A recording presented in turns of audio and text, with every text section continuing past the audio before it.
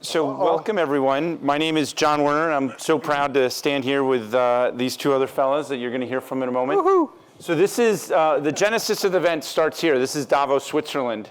And at Davos, there's a Congress hall that heads of state and world leaders and Fortune 5 companies present. A lot of what is said there, PR firms sanitize, and there's not a lot of news being made inside that Congress hall. And companies build buildings right next to it, like Facebook. Now Meta built this, is a few hundred yards away. There's also a 56,000 square foot dome that's built. You know, as you think of decentralization and the future of Web3, the dome is an interesting metaphor. I'm working on that. But it takes 2 weeks to build. It's like $2 million to build. And it's really nice. That's Sandy right there. He's like screwing it in. And Mike is holding it to make sure it works. That's right, yeah. There's also a room where two Michelin chefs create food for the event in this dome. And I said to Sandy, let's take over the dome and start programming. And originally this event wasn't a Web3 Summit. It was blockchain plus AI plus human. Sandy, one of the top 7 data scientists in the world, according to Forbes. Thank you. Yeah, they wrote that a long time ago. I think he's now like top 3. Sandy's all into exponential technologies and what the human dimension is to it. So we started an event around that. And I called up this guy, the CEO of Forbes, and I said, look, you guys are crushing it. While a lot of media places are hemorrhaging and haven't figured out a business model, we want to help you go to the next level in these interesting times. Why don't you work with us? And he believed me. And it's been so great working with him. That's Tim Berners-Lee taking a selfie of him listening to Mike Federle. Someone should take a photo of that or something. So we've done a bunch of these events. One time, this is how many speakers we had. Today, we're going to break that record. And this is the dome. And this is our event. And in addition to having people speak and have the mountains in the background, we have these tech screens where people could kind of demo what they were doing. And it's been a lot of fun doing this. That's the head of Nielsen. It's Dave Blunden. And here's some others. This is Mike Federle climbed up to the top of the dome, and he's holding with a camera, I think. He's good at this, yeah. This is the chairman, 18 years of MasterCard presenting. There's Tim Berners-Lee. There he is again, the MasterCard guy, the CTO for Obama. This is Randall Lane. He comes to all these. He's the guy who created the 30 under 30 program, like chief content officer of Forbes, and he would interview people. We had hotshots like the CEO of Verizon. He said to me, we're a startup. I said, bullshit. This guy was a deputy prime minister when he spoke here. He's now the prime minister of Belgium, and whenever I email him, he doesn't reply back, but I say, oh, I think this helped your career, and that's why you became prime minister. This was the Secretary of State of Australia who spoke, and this gal, she was the graduating speaker at MIT a few weeks ago, but we had her first on our stage. And then Priyanka Chopra was awesome. But in addition to having these Fortune 100 people and these heads of state, we also got a lot of startups, and we got a lot of interesting people that would never go to Davos. And Sandy and I and Mike have had a lot of fun doing this event. Now, at Allen & Company, they take photos of all the people that come to their Sun Valley conference.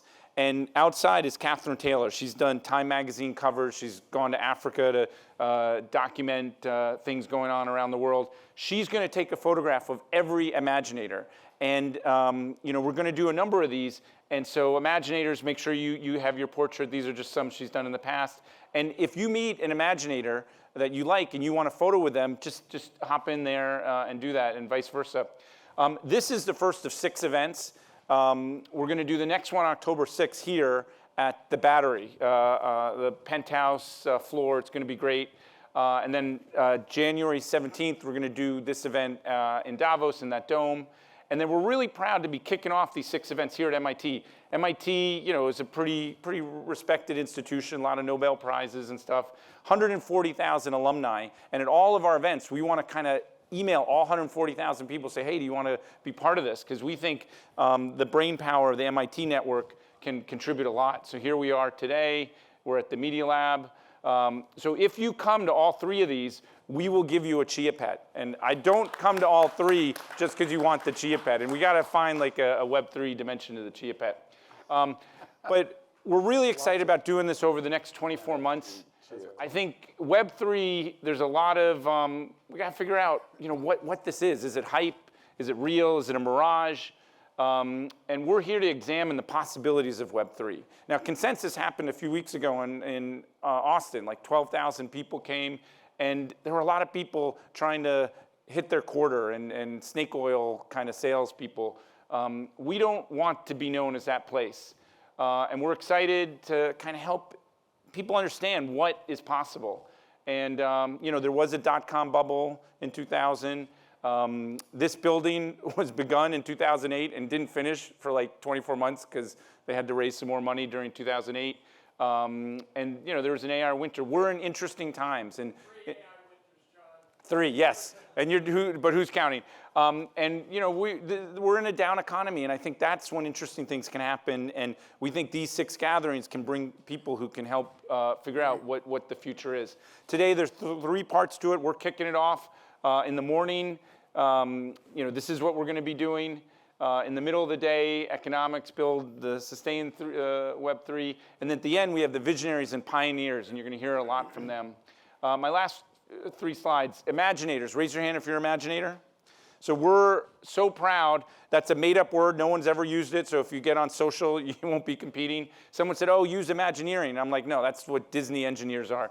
But Imaginators, anyone who's using imagination and action, we want to celebrate you in this space. Explorers, who's in the audience, who's not an Imaginator? So we want you to explore, meet people, help bump and connect. We think the next Google or Amazon could be 2 people who met here today, and we want to help facilitate that. And pioneers. You all are, at the end of the day, you're some of the most valued people here. You're the founders, the startups that are going to be pitching. And at all 6 of these events, we want to be a magnet for some of the best out there. So help be a stakeholder and help us found them. We're recording everything. So the real audience isn't you all, it's the internet. And we're going to edit stuff down. If someone says something stupid or really stupid, we may post that. But we want to get this stuff out there and be the Library of Congress for what this space is. So I want to just say on behalf of all of us, we're really proud you're here. Now, this is a big brain. I want to introduce this Sandy Pentland, and then you're going to hear from the Forbes CEO, and he'll tell you his secret for being so successful. Ladies and gentlemen, Sandy Pentland. Good. Thank you, John. Amazing job putting all this together. So, as John mentioned, we've been doing this thing at Davos for half a decade now, as it turns out. Of course, there's been some pauses in there for COVID. And we looked at AI, and we looked at blockchain, and what we're seeing now is we're seeing these things are all coming together in the same platform. And that's what people are today calling Web3. It's blockchain, it's got elements of IoT, it's got elements of identity in there, it's got AI, secure contracts. And so what I think is happening, and what we got from the previous things that we did at Davos, is that you should think of this as the evolution of a transaction platform. It's becoming easier to do secure, verifiable transactions with people anywhere without giving up your data, without giving up control. That seems to be the trend that I see. Now, you may disagree. Let's have a conversation. Most of what you hear, of course, is around startups, VC, permissionless things. But you should remember that those aren't the only actors, and they aren't even the best funded actors. For instance, we've had close contact with China, which has 150 million people on their Web3 interface and are now taking it to the Belt and Road. That's $1 trillion of investment and over 1 billion, 2 billion people. That's an interesting competitor. Singapore has built the same thing. It's their sovereign wealth fund and JP Morgan that put the money in. For 5 years, they've been testing putting large-scale payments, large-scale tracking of IoT, things like that, all on their blockchain system, their Web3 system, which is called Yuban. And we work with them to help them do various other things, all in the Indo-Pacific. That's another $500 billion of investment that is going to a Web3 platform that the investors created. That's pretty interesting. We work with Switzerland. Switzerland has an up-and-going public-private Web3 things called Swiss Trust Chain. It's for value. it's for data, but it's also for IoT. And you may not know it, but today, 60% of all the shipping in the world is on a blockchain system run by TradeLens, which is something that was spun out from Maersk and IBM. 60%. And it's concentrated in the Indo-Pacific, the same places that China and Singapore are concentrated.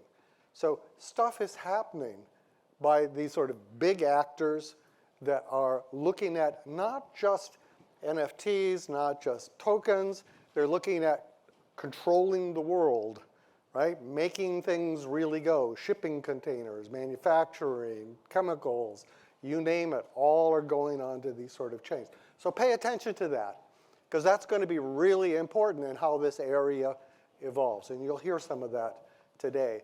I'll point to Sharad back there, who runs the implementation of the India stack you may have heard of. So they're building a Web3 platform. They have large chunks of it built, instant settlement of payments, hundreds of millions of users. They have as many transactions almost as Visa already. You probably don't know about it. You might want to talk to them, find out what they're doing, right? So along with that, we see the technology changing. Web3 blockchains are not as secure as people paint them. You can see the smart contracts. So there's an entrepreneur that came out of our lab, Guy Ziskin, who's done the secret network. So it's secret smart contracts, right? That's pretty interesting. There are things having to do with attacks. You can do distributed attacks on distributed systems. And Jeremy Kepner from Lincoln Labs is a person who's helping the US government survive that. And we work with several other governments to, again, be able to do that. So the technology is changing, and you really need to pay attention to this. And what we hope to do here today is not like a normal conference, is where you get up and go blah, blah, blah, blah, blah, blah, blah for half an hour or something like that. No, these are like long elevator pitches. Imagine you're in the Burj Khalifa, right? And you're going to go from the top to the bottom. That's what you get. 4 or 5 minutes. There's maybe 1 or 2 questions at the end, but that's it. But as John was saying, it's memorialized. You get to talk to the people here. This talk should be something that attracts people to you and forges real connections. And it goes on the web so that you can draw people to you. That's really the purpose here, right? It's not like a normal conference. So I hope you'll all really enjoy it, meet a lot of people, start things, and go for it. Here, Mike, why don't you stand in the center? It would be dramatic for the video. Be dramatic. Jumping jacks or something. I and Forbes are really honored to be on stage with these guys, and we've done this now several times, as John mentioned. I clearly need to upgrade my headshot there to Sandy Pentland, cool sort of picture. That's off of Wired. There you go. Yeah, and these little things flying around. Yeah. I'm part of this Web3. But and those of you who have not been in John Werner's orbit, watch out. Is that a good thing or bad? He has, well, it's a very persuasive thing of how he pulls you in to his orbit and his world, where Sandy, I think, is behind there as, Whisperer. The whisperer, as John gets all this action going.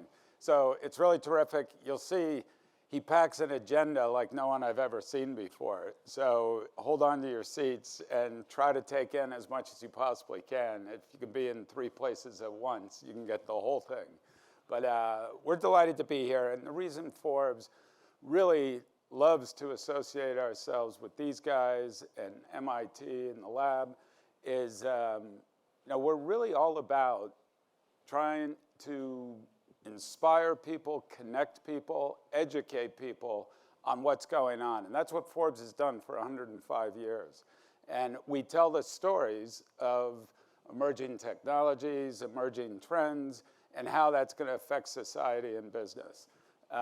My colleague over there, Michael Del Castillo, who wants to remain in shadow, is the one you really want to talk to. He's the guy who can get your stories into Forbes. And today he's going to be on stage a couple of times, but we're also doing interviews. Yep. You're going to be interviewed by the CEO of the Boston Globe today. Well, I will later today. That's great on the future of media and Web3. But do we have a studio somewhere in this complex? Yeah, so there is a studio in the complex, and we'll be also doing interviews and videotape that will then be distributed across Forbes. So enjoy yourself, hold on to your seats, and take it away. So it's fitting, our first speaker are going to be the two co-founders of blockchain. Mike's going to interview them, so come on down. I also want to say I was in a meeting with Larry Page, and he said, yeah, MIT people make good worker bees for Stanford grads. And I was like, wow. And I think if you tabulate, I think Stanford won Web 2. And Esther Dyson's here. She had great conferences that Jeff Bezos and Steve Jobs and Bill Gates and a lot of other people who did very well in Web 2 attended. I don't know if there's a correlation there. And it's fitting that she's here today. I think MIT can win Web 3 and lead Web 3 and help unlock a ton of potential.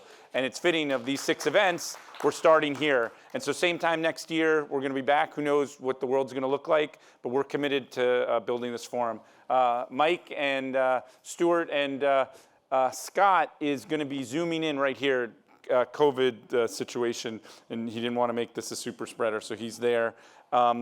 And there's a 1 in 5 chance in my mind that one of these is Satoshi. So I don't know if that's statistically right, but if you know about that, you'll find that interesting. Ladies and gentlemen, our first program.